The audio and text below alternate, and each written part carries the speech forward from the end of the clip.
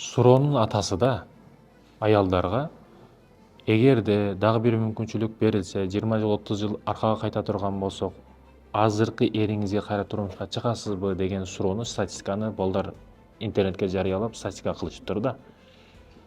Почти 70% аял газды 100-гө коюп туруп качмактын тескери дейт да.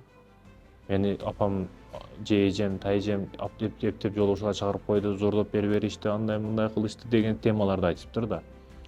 Наразысызбы эриңизден? Жашагыңыз келбейт абы?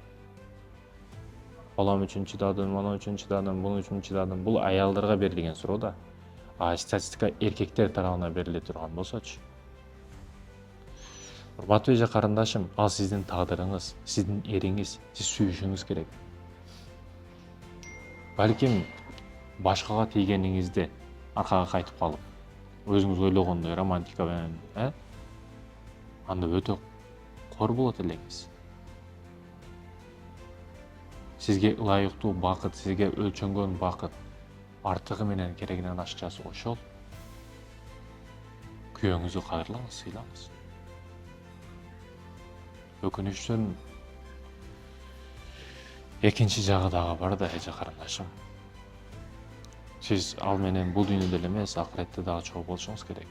Бейишке жетелешип чогуу киришиңиз керек. Бүгүн 30 жыл жашап туруп, уялбастан башкага тиймекмин, ал менен жашамак эмесмин десеңиз, 30 жыл не деген өмүр?